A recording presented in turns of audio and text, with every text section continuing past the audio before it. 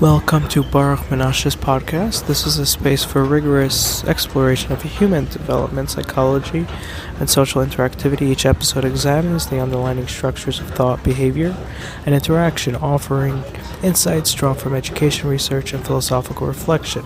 Here we engage deeply with ideas, question assumptions, and illuminate the patterns that shape both individual growth and collective experience. Join me as we unpack complex concepts and translate them into understanding, perspective, and meaningful dialogue. To explain the parameters for this discussion, we first have to introduce the idea of existentialism.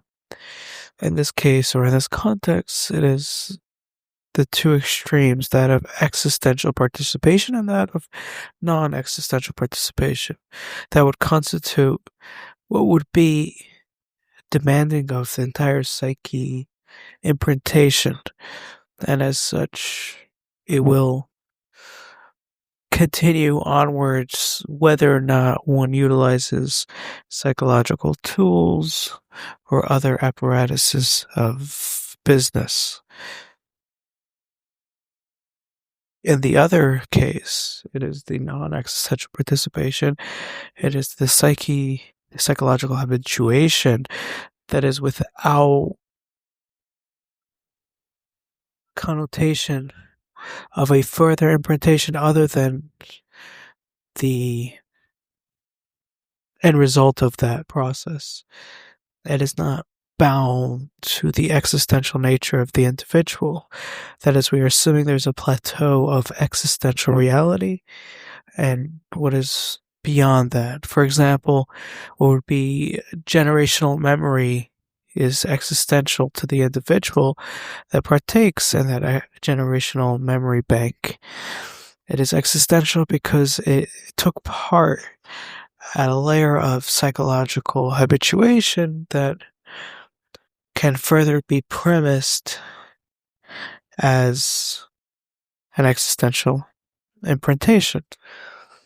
This would be the introductory context of either existential participation, that which imprints the psyche further than any socialization or psychological behavior that can uproot such. It is almost unavailable to become uprooted. There is context in which it can be reimagined, rearticulated, participated in its inverse state or other processes, but so long as it is an imprintation, it stays at some level in the foundational elements of one's psychological makeup.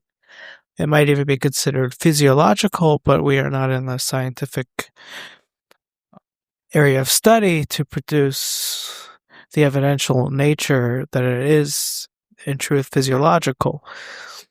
But we can at least use it as a construct that it is existent at a level of imprintation that is beyond articulation or expression.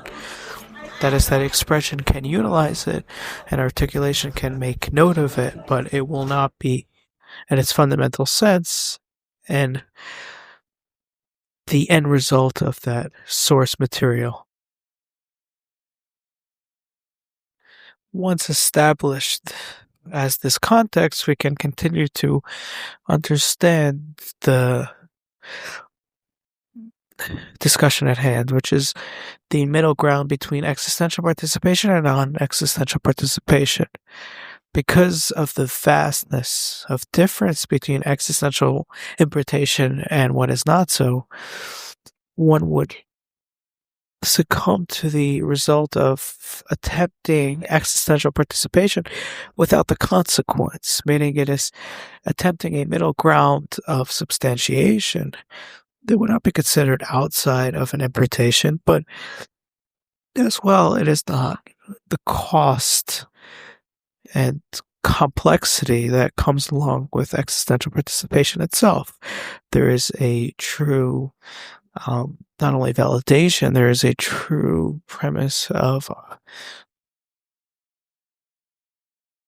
creation. That is a creative experience.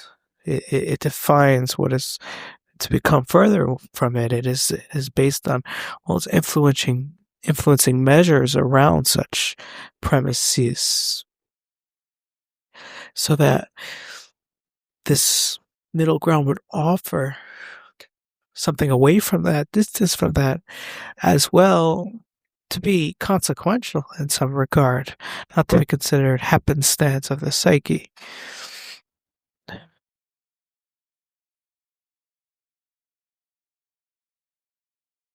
There is also the inability or consequence of existential interpretation based on environmental habitat. If one is not in a socialized environment, for instance, they cannot materially manifest a existential participation because they are not in a socialized arena. They are rather marginalized in some context that doesn't allow for the intersection of such, so that even in the attempt of existential interpretation, it would produce this middle ground of, at some level, existential, but at some level not so. So that it is both an inquiry of this middle ground in terms of the intention of such, or the natural organic function that creates the middle ground based on environmental restrictions. For example, in a deep winter moment, or a time of dehabilitation of society, it is without a true socialized process, so that whatever intersection attempts to take place, even if it is personal, it is not imprinted as an existential reality for the psyche, since it requires a level of socialization, and is rather going to be this middle ground, since one is believed to be imprinting an existential reality based on the personal circumstance, or based on the attempt to do so. Thus, we have before us the middle ground, the appropriation of, at some level, existential material, although not in its true imprintation.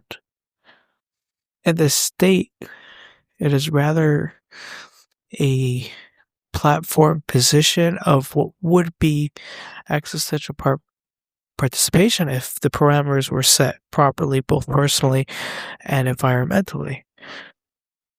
It is junctured, it is bridged in itself, encapsulated as a positioned authority of a would-be existential reality. It is believed to be, or it is attempted to be, and in that way remains in the limbo state of between realms. It is as if one acts as the bridge between the psyche as a permeating substance and the existential imprintation realm, and that bridge has now been activated. As would be any bridge, it is dealt in that manner, so that to further its premise, to deal with this, what we would have called a immobile position between authorities, can be developed by articulating its destination, so that it is not a bridge, but its destination for which the bridge serves. That is one way in which one realizes the existential middle ground in a further state of existential participation. That is, when the environment and the personal basis are available for such an intersection. Until then, it is the bridged authority that serves as a distant premise from either the permutations of the psyche or of true existential interpretation. The other manner in which this can be alleviated is through denigration. Just as a bridge reaches its destination, it arrives from an origin distant from that destination so that the bridge can be removed by denigrating its process. It has only been platformed in association with what would be an imprintation at a further date. But as of yet, it is still platformed with little authoritative juxtaposition to that aspect. By denigrating it, one can't realize the psyche permutation that is latent beneath it and simply articulate in what way this is not an existential imprintation. However, it is not easy enough to denigrate, for its has been created as a deviation from regular process, so that the denigration must constantly arrive in every attempt of its aspect, so that it finally is realized as merely a bridge and happenstance of consequence rather than purpose. The true problem in this developmental process is in lack of utility in either direction, in which one remains steadfast in that middle ground, as though it was an existential imprintation, so that it does not need to be furthered in its premise to a true imprintation, or that it needs to be denigrated to allow for psychological process in its normalized state. And that event, one becomes habituated in this avoidance of true existential demarcation, lacking the sensitivity of what constitutes that true marker, and becoming more entrenched in the appearance of such. More so, in that avoidance, there is an unwillingness for denigration, because what is truly an imprintation cannot be denigrated fundamentally, so this would be included in that inability. This also arises with the incentive to remain in such a realm, because the existential consequence is not there and all that comes along with it. As well, one is appearing as though they are in participation. They gain some advantage as though they are markers of social process. They are avatars of systemic affairs. All the while, such is not the case. It is simply the platform of such. It is the idea of that realization rather than the true marker of such. Since the bridged authority is at some level a position of propositionalized habituation, the individual might be unwilling to denigrate that, for it offers the semblance of a successful reality, an embarking of a journey and placement of sensation that, if to denigrate, would realize to be simple psychological processes without a platform of existential participation. Thus, the comfortability of such an approach in awaiting this middle ground in constant motion takes effect to promote that very process, so that it becomes more and more unlikely that the individual will seek out a true imprintation, or for them to denigrate that very process. In the regular case of true existential imprintation, one is willing to denigrate such because, first of all, it wouldn't be possible, and secondly, it is so demarcated in their individuality that they do not have a concern whether it exists or not. It is that true marker that makes them unwilling or unavailable to protect it. What is truly access does not need protection. It is not even aware that it should be protected, and even more so, contains itself with or without the individual participation. So all in all, it is the lack of developmental process that is the cost of affairs rather than the mistaken identity of existential imprintation. Thank you for listening. Review, subscribe, participate. Let me know what you think. Thank you. Free audio post-production by alphonic.com.